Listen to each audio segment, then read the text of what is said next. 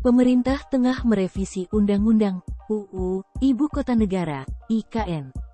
Terdapat sejumlah usulan poin yang akan masuk dalam revisi UU IKN. Salah satunya terkait jangka waktu hak atas tanah. Diketahui, selain merevisi UU Nomor 3 Tahun 2022 tentang IKN, pemerintah juga mengebut pembangunan infrastruktur di Ibu Kota Nusantara atau IKN Nusantara, Kalimantan Timur. Dilansir dari Kontan, nantinya diusulkan pemberian hak guna usaha (HGU) di atas hak pengelolaan otorita IKN dalam jangka waktu 95 tahun dan hak guna bangunan (HGB) selama 80 tahun.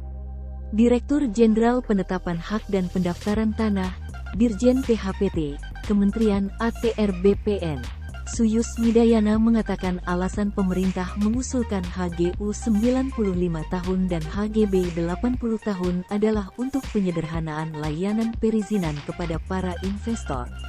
Yang kita inginkan dari proses ini adalah simplifikasi pelayanan.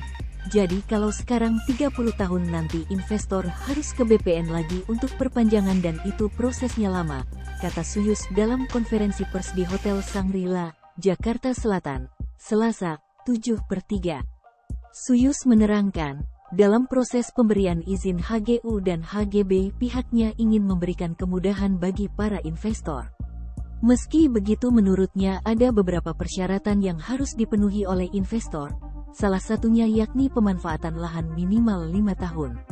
Apabila sudah dimanfaatkan sesuai peruntukannya selama minimal 5 tahun, tim kita akan turun ke lapangan, dicek sesuai ketentuan, sesuai aturannya, sudah dijalankan, dan itu nanti akan langsung perpanjangan akan berlaku, kata Suyus.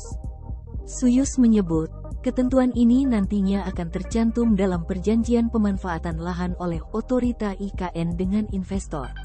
Nantinya dalam sertifikat lahan yang diberikan kepada calon investor langsung tercantum pemberlakuan HGB selama 80 tahun ataupun HGU selama 95 tahun.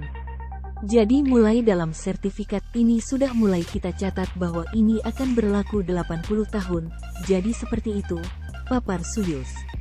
Sebelumnya, Sekretaris OIKN Ahad Jaka Santos Adiwijaya mengatakan, saat ini sudah ada lebih dari 150 letter of intent (LOI) dari investor yang diterima otorita IKN. Kami sudah menerima lebih dari 150 letter of intent dari perusahaan dari berbagai negara. Tadi pagi saya juga baru menerima dari perusahaan Polandia yang ingin berinvestasi, kata Jaka saat diskusi MPR Rumah Kebangsaan di gedung DPR MPR Jakarta, Rabu, 1/3.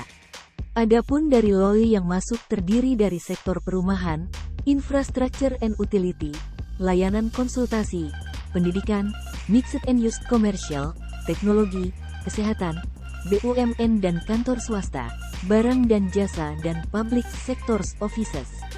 Ia mengatakan, dari seluruh LOI yang masuk berasal dari perusahaan baik domestik ataupun luar negeri. Saat ini seluruh LOI yang telah diterima OIKN sedang dalam tahap pendalaman. Pun demikian mengenai berapa nilai dari seluruh LOI yang masuk, Jaka belum dapat menyampaikan. Ia mengatakan, investor tentunya masih menghitung, mengkalkulasi dan meninjau bagaimana lokasi yang akan menjadi tujuan investasi mereka. Belum semua come up sampai value, nilai LOI, karena masing-masing sedang menghitung sesuai kebutuhan setelah melihat data lebih jauh. Ini kan perusahaan swasta mayoritas. Swasta itu tentu mengkalkulasi berapa biaya yang mereka bisa hasilkan untuk dapat produk yang mereka bisa nikmati sebagai returnnya, jelasnya.